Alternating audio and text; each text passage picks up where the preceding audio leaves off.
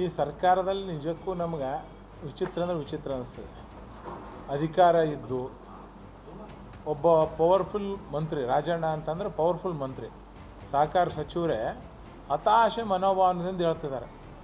ಹನಿ tap ನನಗೆ ಮಾಡೋಕ್ಕೆ ಬಂದು ಹನಿ ಟ್ಯಾಪ್ ಆಗಿದೆ, ನಾನು ಕಂಪ್ಲೇಂಟ್ ಕೊಟ್ಟಿದ್ದೇನೆ, ಯಾರೋ ಇಬ್ಬರು ಬಂದಿದ್ದರು, ಅವ್ರ ಫೋಟೋ ತೋರಿಸಿ ಗೊತ್ತಿಡ್ತಿದ್ದೇನೆ ಅಂತೇಳಿ ಅವರೇ ಇವತ್ತು ಹತಾಶೆ ಮನೋಭಾವದಿಂದ ಇದು ಮಾಡಿ.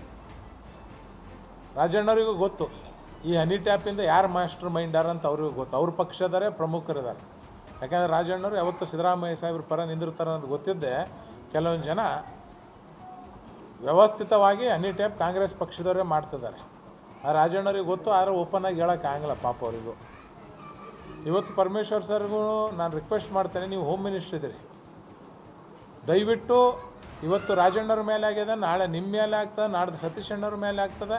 ಯಾರ್ಯಾರು ಕಾಂಗ್ರೆಸ್ಸಾಗ CM ಕ್ಯಾಂಡಿಡೇಟ್ ಅಂತ ಹೆಸರು ಬರ್ತದೋ, ಯಾರ್ಯಾರು ಸಿದ್ದರಾಮಯ್ಯ ಸಾಹೇಬ್ರ ಪರ ನಿಂದಿರ್ತೋ ಅವರೆಲ್ಲರಿಗೂ ಇವು ಟ್ಯಾಪ್ಗಳು ಆಗ್ತವೆ.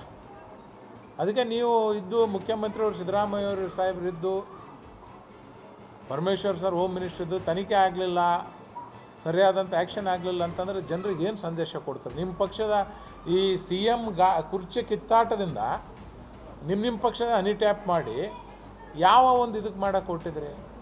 ಅದಕ್ಕೆ ಇದ್ರ ಬಗ್ಗೆ ಸಮಗ್ರವಾಗಿ ತನಿಖೆ ಆಗಬೇಕು. ಯಾರ್ಯಾರು ಅದರಲ್ಲಿ ಯಾರೋ ಎಂಥ ದೊಡ್ಡರು ಅವ್ರು ಅರೆಸ್ಟ್ ಮಾಡಿ ಒಳಗೆ ಹಾಕಿದಾಗ ಮಾತ್ರ ಒಂದು ಹಂತಕ್ಕೆ ಬರ್ತದೆ. ಇಲ್ದಲ್ಲೂ ಅಂದ್ರೆ ನಾಳೆ ಯಾರು ಬೇಕಾದ್ರೂ ಮುಖ್ಯಮಂತ್ರಿ ಆಗ್ಬೇಕನ್ನೋ ಆಸೆದವರು ಈ ಥರ ಎಲ್ಲ ಟ್ಯಾಪ್ ಮಾಡ್ಕೊ, ಹನಿ ಟ್ಯಾಪ್ನು ಮಾಡ್ತಾರೆ, ಮನಿ ಟ್ಯಾಪ್ನು ಮಾಡ್ತಾರೆ, ಎಲ್ಲ ಟ್ಯಾಪ್ ಮಾಡ್ತಾರೆ.